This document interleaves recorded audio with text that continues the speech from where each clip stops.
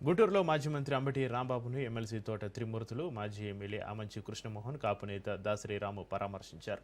అంబటి రాంబాబు ఇంటిపై దాడిని ఖండిస్తున్నామని ఆమంచి కృష్ణమోహన్ అన్నారు. 6 గంటల పాటు అంబటి రాంబాబు ఇంటిపై దాడి చేస్తుంటే కనీసం డీజీపీ హరీష్ గుప్తా పట్టించుకోకపోవడం దారుణమని మండిపడ్డారు.